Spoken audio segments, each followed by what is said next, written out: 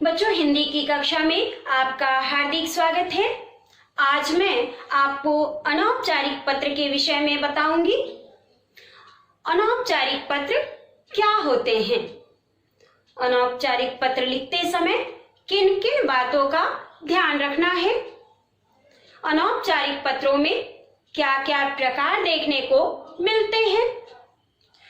तो बच्चों, जैसा कि इसके नाम से ही स्पष्ट हो रहा है, अनौपचारिक में अन जो है वह औपचारिकता पूरी नहीं करने की बात कर रहा है। जहां हम किसी चीज को बहुत ध्यान रखकर करते हैं, वहां हम कोई ना कोई औपचारिकता अवश्य पूरी करते हैं। तो यहाँ लिखा है अनौपचारिक पत्र, यानी कि जो औपचारिकता को पूरी ना करे, यानी जो औपचारिक ना हो। तो औपचारिक में अन उपसर्ग लगने से उसकी औपचारिकता समाप्त हो गई। यह पत्र हम उन लोगों को लिखते हैं जो हमारे खास हैं। अब हमारे खास कौन कौन से हैं, है ना? यानी कौन कौन लोग हैं? तो हमारे खास में हमारे माता पिता, हमारे भाई बहन, हमारे रिश्तेदार, हमारे मित्र या हमारे सगे संबंधी होते हैं, जिनको हम पहचानते हैं या व्यक्तिगत रूप से जानते हैं। तो बच्चों, अनौपचारिक पत्र कई अवसरों पर लिखा जाता है। सबसे पहले जब हम किसी को शुभकामना देते हैं तब शुभकामना पत्र, है ना? जब किसी को बधाई देते हैं तब बधाई पत्र।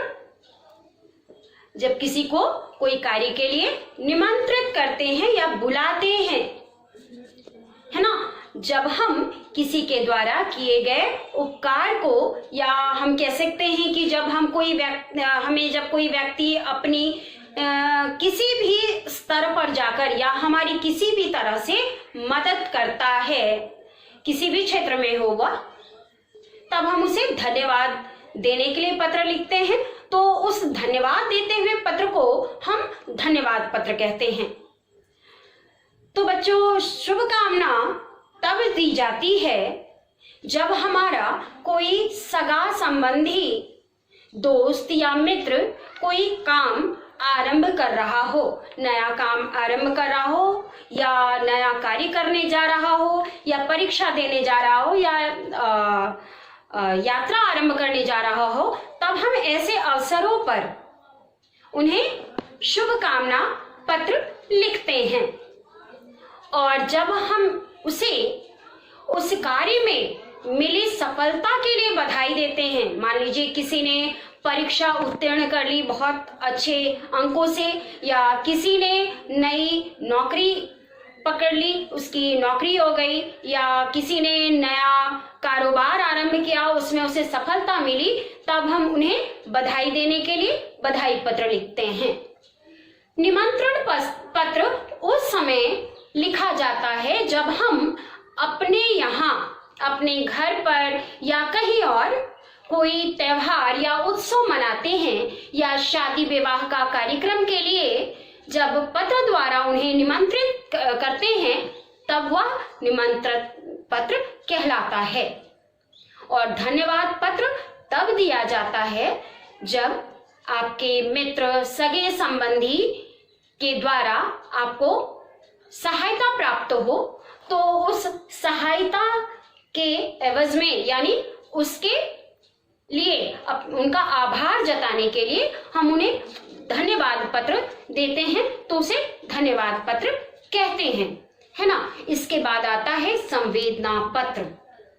यह पत्र तब लिखा जाता है जब किसी सगे संबंधी या मित्र के यहाँ कोई व्यक्ति बीमार हो, या किसी प्रकार की अप्रिय घटना हो गई हो, या किसी का स्वर्गवास हो गया हो, या किसी की मृत्यु हो गई हो, तब हम अपनी संवेदना प्रकट करते हैं, यानी कि अपने हृदय की पीड़ा को, अपने मन के दुख को, उनके दुख को कम करने के लिए प्रकट करते हैं, उनकी संवेदना या पीड़ा को कम करने के लिए ईश्वर से प्रार्थना करते हुए उनके परिवार के लिए प्रार्थना करते हैं कि वह उस दुख की घड़ी से जल्दी ही बाहर आ जाए और ईश्वर उन्हें शक्ति प्रदान करे, शांति प्रदान करे। तो इस तरह के पत्र को हम संवेदना पत्र कहते हैं। बच्चों, इसके बाद हम देखेंगे कि पत्र लिखने की क्या क्या विशेषताएं हैं। सबसे पहले पत्र की विशेषता होती है उसकी सरलता, यानी भाषा जितनी सीधी, सरल और स्पष्ट होगी, पत्र उतना ही प्रभावशाली होगा। पत्र में स्पष्टता होनी चाहिए, कोई अप्रचलित भाषा का प्रयोग नहीं करना चाहिए, है ना। और तीसरा है मौलिकता, मतलब पत्र में घिसे पिटे वाक्यों का प्रयोग करने से बचना चाहिए। तो बच्चों, आज हमने पढ़ा औपचारिक पत्र किसे कहते हैं, इसके कितने प्रकार हैं और इसकी विशेषताएं। आज के लिए इतना ही।